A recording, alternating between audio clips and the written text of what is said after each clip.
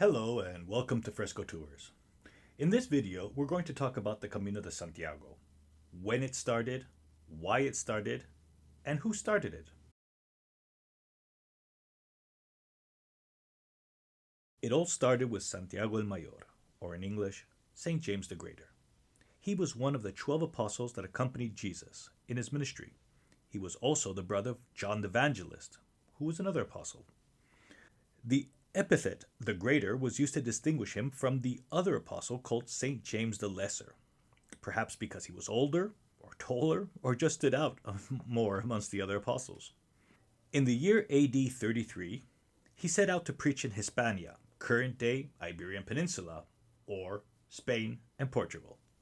He did a very poor job of it and returned to Palestine, it was called Palestine back in the day, where one thing led to another, and he ended up martyred by beheading by King Herod in Jerusalem, thus becoming the first apostle martyred. But the story continues. After Santiago was martyred, his disciples smuggled his body out of Palestine. They loaded it on a boat made of stone and without a crew or sails, and the boat made its way all the way to the town of Iria Flavia, current-day Padrón, on the western Galician coast. His disciples buried him near there, and the location was forgotten until the year 813, when a hermit named Pelayo saw strange lights and heard celestial music coming from a hill. The local bishop Teodomiro was sought, and a marble tomb was found with the name of Santiago inscribed on it.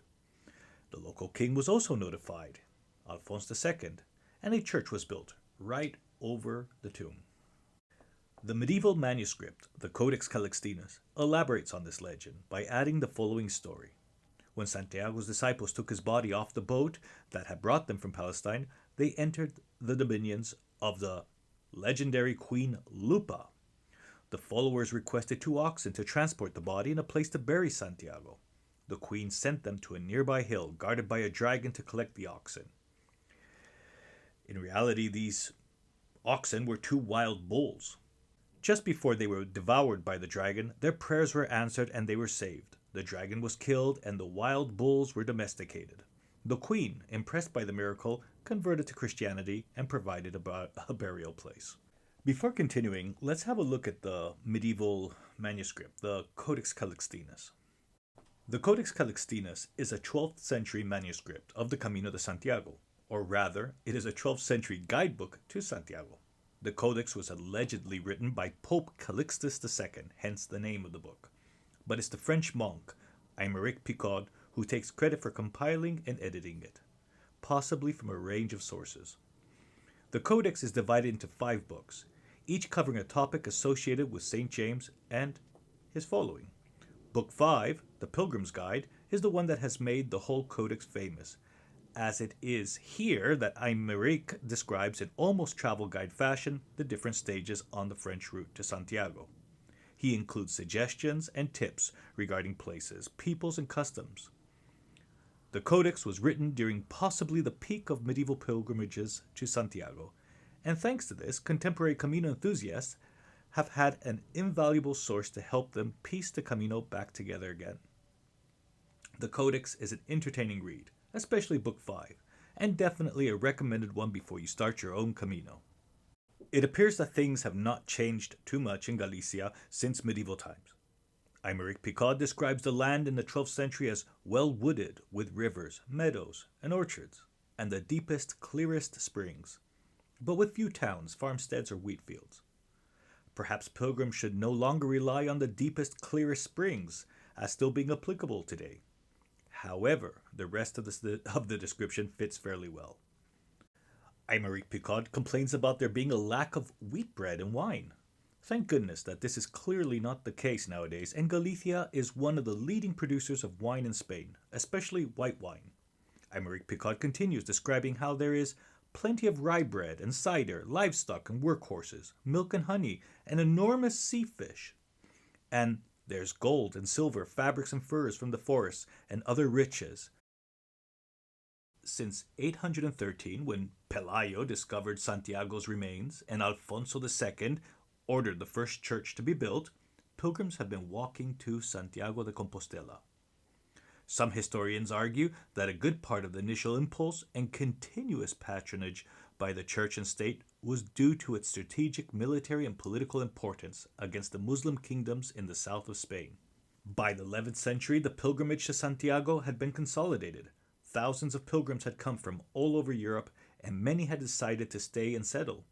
Camino safety was guaranteed by religious military orders such as the Knights Templar, and monasteries ran a network of hospices for pilgrims. Royalty and aristocracy donated money to these hospices, as well as building newer and bigger churches, monasteries, and cathedrals. A quick side note on the use of the term hospice. In medieval times, this was a place where pilgrims and travelers could stop and rest in safety, usually a monastery or a convent. The Protestant schism, sparked in part by the Indulgence controversy, the expulsion of the last Muslim territories from Western Europe in 1492, the ongoing wars between European kingdoms, the continuous plagues, and the decrease of state and religious patronage led to a gradual decline in the number of pilgrims. This decline was exacerbated when the Bishop of Santiago cleverly hid the apostles' remains before Sir Francis Drake raided the city in 1589, to the extent that the bones and casket were lost for the next 300 years. The relics and stone casket were happily found in the year 1879. However, it was not until the end of the 20th century, and arguably the consolidation of affordable mass tourism, when the pilgrimage to Santiago would return to its former glory, at least regarding the numbers of pilgrims.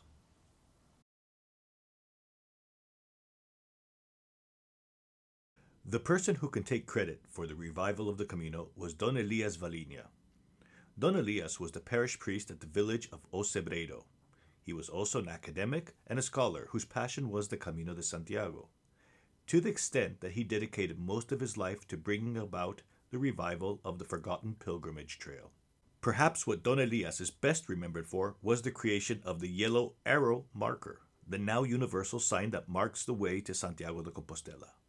Starting from the French border, he slowly made his way across Spain, clearing trails and marking them with arrows, without which it is highly unlikely we would see the influx of pilgrims we currently see. The story is the following. Looking for a cheap way to mark the Camino, he ran into some road workers. He asked them for a can of yellow paint. They gave him a can, and that's all it took. Don Elías passed away in 1989 and is buried inside the church at Ocebreiro. Thank you for joining me on this introduction to the Camino de Santiago, where we've learned a little bit about how and why the Camino has become what it is today.